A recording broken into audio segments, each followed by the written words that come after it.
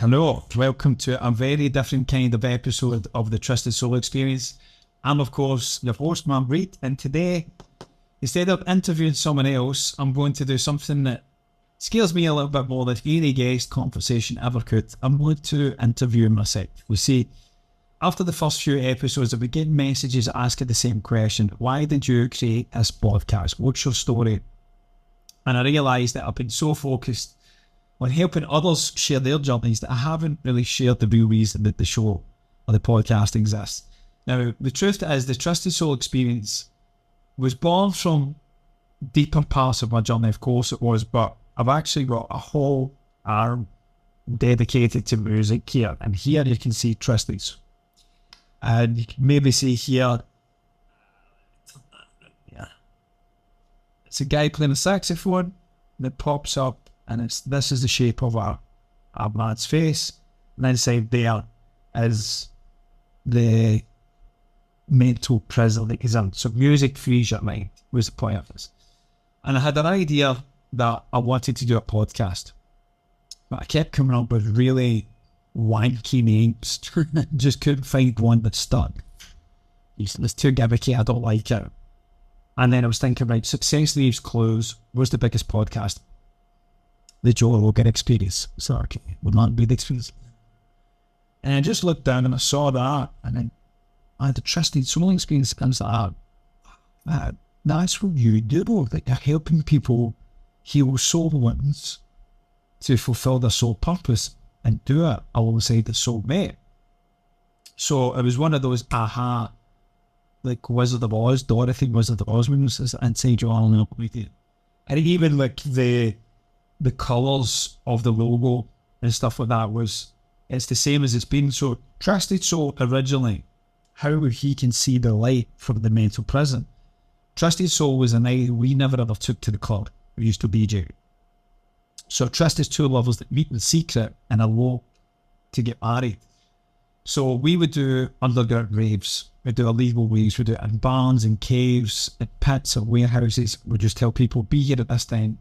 Send minibuses to come and get them, give them advice, directions how to get it. They never really knew where it was going, and then we'll be there for like a day and a half. So Trysted Soul was actually, originally, it was an illegal rave. But when I saw that, I was like, wow, that's what I'm really doing. So I rebranded my company, and then I went, it's not just a podcast, this is my whole company. That was the ethos it was started from. So that's the story of the name. And that's the story of the podcast and the story of the company per se. But the Trysted Soul Experience was really born from my own desperate need to understand something that nearly destroyed me. How do you heal soul wounds? How do you call on your soul mate and live your soul's purpose without having to choose between love and success? Because I always had one, but I never had the other. I never had them at both. So today I'm going to tell you the story that I've never really shared publicly. The story behind the 3-part mission of this show and why I believe every ambitious soul needs to hear it. So it's not going to be comfortable for me, but if my discomfort can help even one person avoid the years of pain I'm through, then I believe it's worth it. So let's start with the hardest question first. People ask, what was the moment that created the wound that dominated your entire life? So when I was 6 years old, I was trying to help my friends learn golf, just like my dad taught us. And I wanted to make them feel as good as my dad had made me feel. It made Colin feel, and Stephen and Gary. But when I stepped behind Colin as he swung, the club caught me right in the mouth, chipping my front teeth. Now, any parent would have done what my dad did in that part. He gently corrected me, he kept me safe, and he showed me the right way. And all he was doing was loving his son. But that moment, my 6-year-old brain had to make sense of the sensory information that was overwhelming me, the pain, the blood, the embarrassment. So I made my dad right and me wrong. My dad intelligent and me stupid. My dad the wise teacher, me the struggling student. Colin his favourite, me second choice. And in that split moment, my deepest dormant thought was formed. I'm only worthy of love if I perform perfectly. Now here's what's really crucial to understand. This isn't a story about bad parenting. My dad and my mother, they're both incredible parents. But this is a story about how our nervous system processes traumatic experiences and how those split-second interpretations become the invisible force that drives our entire entire lives. So this kept going into all areas of my life. It played out most painfully on the football pitch. I went from loving the game to performing for my dad's approval. The pressure became so intense, I couldn't even look at the sidelines without panic. When I made mistakes, which I did constantly because I was terrified of making them, he would shake his head, turn away, and then the drive hop would be silent until the last 10 minutes when he would dissect every single error I had made. But this is what I want you to understand. This created what I now call the performance prison. I learned that love was conditional on achievement and that my worth was tied to external validation. But I could never be enough as I simply was. That was the story I was running. And from the tissues, not from here. But this single wound would go on to sabotage every single relationship and every success that I'd ever had. And that takes us on to the second part, which is the success trap. How wounds drive achievement. So, how did this childhood wound show up in your adult life, particularly in relationships and career? So, the devastating thing about childhood wounds is they don't stay in childhood. They become the invisible force that drives all adult decisions. Why not good enough? This became rocket fuel for achievement, but also became prison for intimacy. In business, I was relentless about multiple six-figure companies and projects. I became a respected teacher. I even DJed at some of Scotland's biggest venues. I was a resident at Scotland's biggest venue, the Arches. I had that ability to charm anyone, to sell anything, and just make shit happen. People saw success, confidence, charisma. But in relationships, although that's what got me to the dance, I would get close to them. I would let them in a bit more. And then right when I should have been falling deeply in love, I'd start finding fault with everything they'd done. Their voice would irritate the shit out of me, their habits would annoy me, their love would feel suffocating, and I'd push them away. And then I wondered why I kept attracting the same type of person. Now, the truth was, I wasn't attracting the same type of person. I was the same type of person, just different package. So I was using achievement to avoid intimacy, success to substitute for love, and performance to prevent anyone from seeing the real me, because deep down, I believe the real me was lovable. And this is important because this is where I feel most people get stuck. We think our drive, especially as men, is a strength. But when it's trauma-driven, it becomes a prison. And we become addicted to the validation that achievement brings. And it's insatiable because we'd never learn to validate ourselves. And that leads us into topic 3, which is the collapse when the performance stops working. So, Mark, what was your rock bottom moment? When did this system finally break down?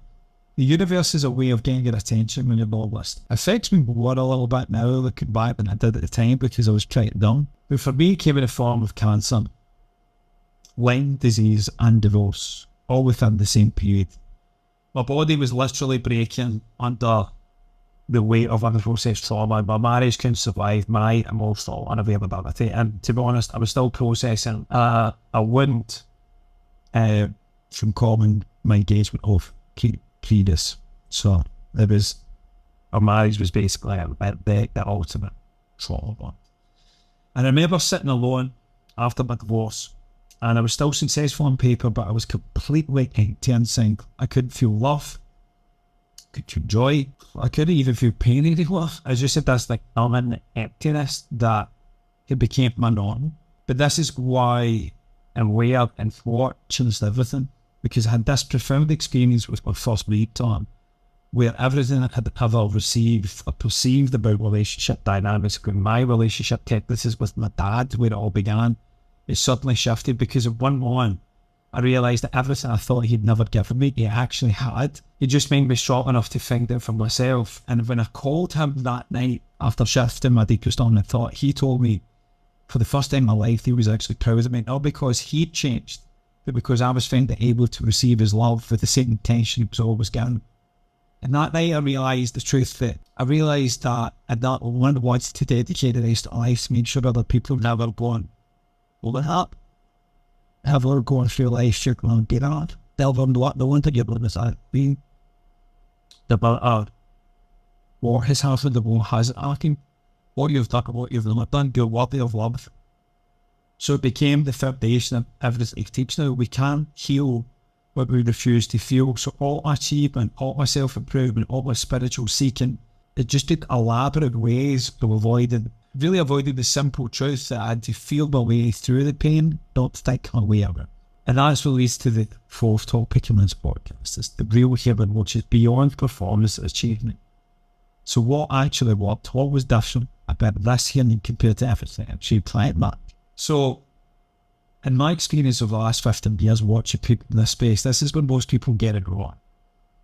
This is why I had to create this podcast, and why I had to revamp the whole company. Because most approaches to healing either make you choose between success and authenticity, or they try to heal trauma through the mind where trauma lives in the body. Real healing actually happens at 4 levels simultaneously.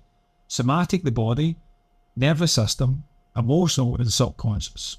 Right, so emotional is really energetic, the dream stick. So you can't just talk about trauma, and the body keeps the score. You can't just think differently because the nervous system follows the patterns, and you can't just feel better because the subconscious body mind is running the programs. But here's something I've never spoken about publicly before, and it's absolutely essential to understand this. We must heal energetically to truly break generational trauma, because our energetic body holds the imprint of our soul's infinite lifetimes. And if this is too woo-woo for you, good, you're probably not a good fit for anything I've got to offer. If you are still listening, keep going, because this is the paradigm shift. This is why I'm feeling nervous. It's not on my story. I've said the story 100 different times in different ways. It's now actually going deeper into deeper spiritual concepts that most people hide behind. Most leaders of the space and healers don't talk about it. And it's time for me to go on that voice. So there's nothing woo-woo about us. It's just the truth of how it all actually is. So an energetic body holds it imprint of our soul's infinite lifetimes. That's why you can't rationalise or think your way beyond trauma. It's not just stored in this lifetime's nervous system. It's woven into the very fabric of your energetic being. So you can do all the therapy, all the mindset work, you can all the cognitive understanding, listen to all the podcasts, read all the books, take all the ayahuasca in South America, but until you address your energetic imprint, you'll keep cycling through the same patterns. So this is why traditional approaches often provide temporary relief, but not permanent transformation. And what I discovered was that when you address all 4 levels, something remarkable happens. You don't lose your edge. You do fucking gain authentic power. You don't become weak. You become genuinely strong, and you don't sacrifice success. You achieve it without destroying yourself in the process. And here's the key insight that I think changed everything, at least for me. Your words aren't something to be eliminated. They're meant to be transformed. They're meant to be brought home to self.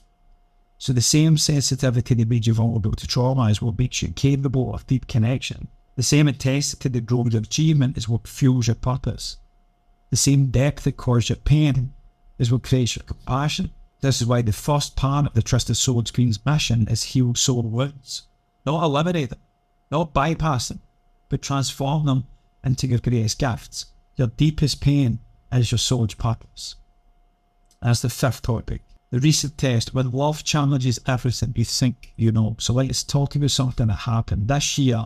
I'll never share it publicly because it illustrates perfectly why this work is ever done, and why relationships are the greatest spiritual practice, closely followed by going into business if you figure out where you are very quickly. So at the start of 2025, I thought was repeat old patterns again. Samantha and I did just call off our engagement.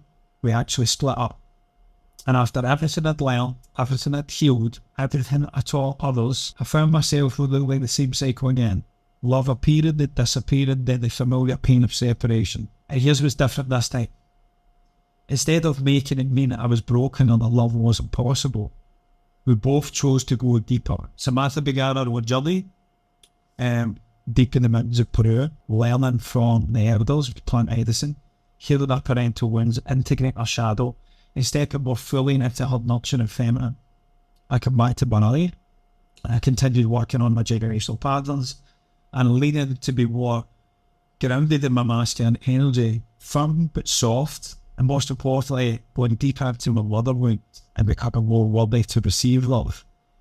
And the breakthrough came through emotional unexpected teaching. My baby boy, my dog Kenki, He passed away July 1st. And his final gift to me was the feeling that I'd been seeking my entire life. And as I held his ashes and picked up his ashes because I wasn't able to get there at time to say goodbye to the vets, I heard the words I'd been waiting for from my father, I love you, son.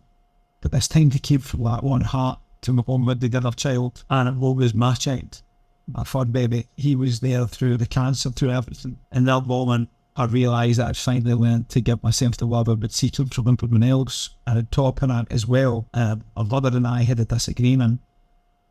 She thought I said, send me a video of some goodbye at the vet. I'd said if it would have to be this decision just now, I want to at least have a video call. And I'm home in half an hour. Every time I got home in half an hour, I called her, she didn't need to keep home. I said, what's the dog? And she's like, he's away. I had before that, and I was so that back. Because the guilt of leaving would come in the valley. He'd hate me every day. She'd beat the valley of you've seen things in Ireland, there's dogs everywhere. So I was constantly reminded of a boy, there was my boy, and I felt, how can I have a human child if I can't even look after a dog? But I couldn't keep bringing it back and forth because I knew Bali was never after home, so it was better to have him with my parents. Anyway, I brought up the pass on the other wound. And in the divine order, if you do this work, so I had to go through everything I just spoke about and to regulate my nervous system first and foremost, and to not shame that I was angry. I feel let down and feel betrayed. I was so fucking sad that I was scared I would repeat the same thing as a parent. There was a lot of guilt and shame as a father. Not being good enough. And then I sat down and went through it, got my body back online, processed emotions in certain ways, and did a conscious collapse with my mum. I realised that she loved me that much that the pedestal that little Mark still had her on in some capacity to try and save her. As long as she was here, Samantha can be here.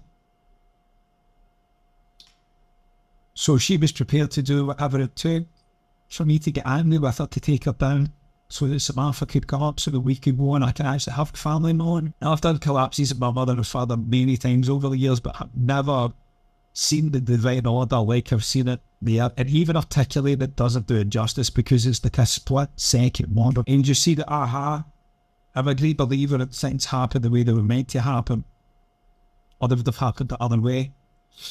And I got that straight away from living this work and embodying this work for many, many years. I said to my mom, I'm not going to feel guilty for feeling angry at you, and I'm not going to be rushed to move through this, but I won't be bitter. I won't repeat what happened with my gran. Okay? So my gran passed away with my mother. We were talking, we were so I keep up with work for years. I said I don't want that, but I can't pretend that. So the world was, hi, Craig. It was so hot by you. And I know she would never consciously do that. But this is the importance of having a regulated nervous system, because when you're all up here and you don't see what's actually going on. You're stuck in fight, flight, and then present. If she could just simply, I don't know, asked her to have a body to the depths of trauma, that's for so much purpose. But at least get herself out of that state of shut down or constant hypervigilant on an edge, and thought it could have been avoided. Also, when it wasn't meant to be, maybe it loved me that much that they didn't want me to see them goodbye. But he was the catalyst, a part of his soul mission was to play this exact scenario come out, so I could finally break up with my mum at a really deep level, so I don't get engaged, could call them out, so I don't get married and get divorced again. But I actually have the love that lasts. So we squad at the start of the year, at the exact halfway point of the year, Hinky passes on, and then next week, at the point of filming this, I'm leaving Bali, and I'm 28 months. I've been doing everything side by side. Thoughts from a codependent point of view, but I can't talk about the unit choose separation. I hate my whip, and I'm going to use those words deliberately. Because we live in an era just now where people think it's weak. I don't need the land. I've got my side, I'm just really focused on my mission, just like male entrepreneurs watching this, why the fuck are you in business? Sit with it. It ain't to make money. It ain't to make impact. These are consequences. It's to make memories. It's to have the loving family dynamic that you ever had as a kid. is to have a better quality of life for your family than you never had. And that's not to say you never had a good quality of life, but life is growth and expansion. It's to have more. And all these boss babes and boss bitches, I hate those terminologies. I don't hate anything. I don't need this like it's a bit of talk about women are calling themselves that. OnlyFans, Instagram baddies, I don't need them mad. Yeah, you think you need them to pay for your subscription. And then you can't complain about women in this place because it only exists because you provide a platform to pay for it. The demand is there, so the supply comes. It's universal law. So we need to go back and heal those masculine and feminine poles within ourselves, heal those energetics that come from the moment the fatherhood, and it never stops down. But once you start this work, it becomes the surface a hell of a lot. What? This was just a massive thing for me. And how's the grace after? I can never arrive. So let's talk sacred union beyond trauma bonds to soul wings. So feels as if we've spoke about it, but how did this shift change your relationship with Atlanta? So this is the second part of the Trysted Soul Experience mission, which is to call on your soulmate, but most people don't understand that a soulmate isn't someone who never triggers you. A soulmate is someone who's willing to face their triggers with you and transform together. So what Samantha and I discovered is that conscious relationships isn't about finding somebody who completes you, because that's codependency. It's about two people who choose to grow together, to see each other's unconscious patterns with compassion, and to love each other to their highest expression. And this requires something most people aren't willing to do. It's choosing love over the need to be right, choosing growth over comfort, and choosing presence over performance.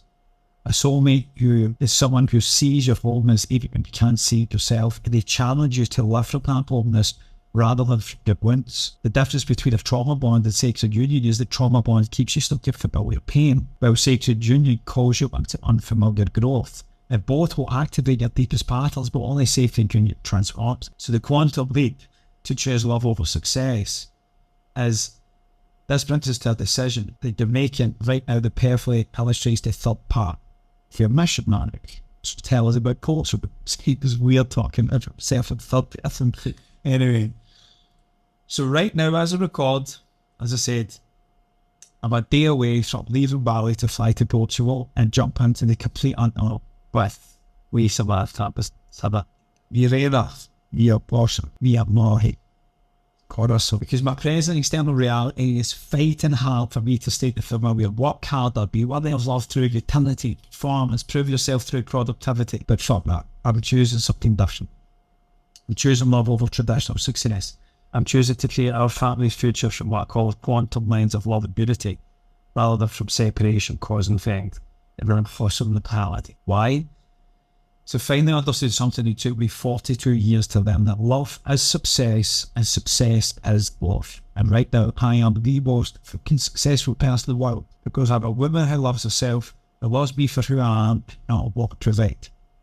And that's both a reflection of the ongoing work for me to embody that I'm enough and worthy of it all, and her, and what she's done within herself to receive such a man. And this is the paradigm the world is currently transcending from conditional love based on doing, action and achievement to the embodiment of the divine as a remembering of the beautiful soul you are beyond past pain and hardship. And this brings us to the next topic, which is living your soul to purpose, the integration of it all. So how does this connect to the third part of your mission, live your soul to purpose? So your soul's purpose isn't separate from your wounds or your relationships, it's the integration of both. Because when you heal your soul wounds, you stop seeking external validation. When you call in your soulmate, you stop using relationships to avoid yourself. When you live your soul's purpose, you stop sacrificing love for success or success for love. So the Trysted Soul Experience exists because I learned that you don't have to choose. The same depth that creates your wounds, creates your gifts and your wisdom. The same intensity that drives your achievement fuels your purpose. And the same sensitivity that makes you vulnerable to pain makes you capable of profound love and service. So my purpose isn't to help people eliminate their humanity. It's to embrace all of it fully. To show them that their greatest struggles can actually become their greatest strengths. Their deepest wounds can become one more powerful power to bear this, and the most painful patterns become the beautiful purpose. This is what it means to be a trusted soul. Someone who bridges both, a light and the dark, alchemizes the shadows into pure love. Someone has learned to trust the journey, even when it doesn't make logical sense. Someone who understands that sometimes the most spiritual thing you can do is choose love over certainty, choose growth over safety, choose authenticity over approval. That's why this podcast exists. Not because I have all the answers, but just because I've learned that questions themselves are sacred. The quality of your life is proportionate to the quality of the questions you ask yourself. And just understand that everything is here and now. I'm saying that's not from a place of I've arrived, but I'm consistently choosing love over fear, growth over comfort, purpose over performance. Every guest I interview, every story we explore, every conversation we have is an invitation to remember something you already know that you may have forgotten. You ain't broken, never have been, never will be. The wounds are not the weakness. Big one for me is your sensitivity is not a character flaw. Your desire for both love and success, regardless how emotional or unemotional you are, that is everything. It's okay to have that, and it's not impossible. It's probable with the right system. So just remember, you're a soul having a human experience. That human experience includes both shadow and light, pain or joy, separation and connection. The Trysted Soul Experience is about learning to dance with all of it, to transform all of it, to use all of it in service of love. So you don't need to be a DJ like me, you don't need to do it like you're already. You are a Trysted Soul. And just ask yourself, are you listening to the same track over and over again? Is it the same set, or is it take to maybe remix and have a new song and a new playlist to a new audience? Because you yourself are the different folk. So if any part of this resonates with you, if you're ready to heal your soul wounds, call on your soulmate and live your soul's purpose, not separately, but as one integrated journey, and you're exactly where you need to be, and the conversation continues, the healing deepens and the love expands. I look forward to providing more and more for us. And if this resonated with you, please give it a like, give me a comment. Let's engage back and forth. Make sure you subscribe to the channel, turn the notifications on. Until next time, keep trusting the journey, keep choosing love, and keep building your soul, because beautiful souls like yours are worth it. Love.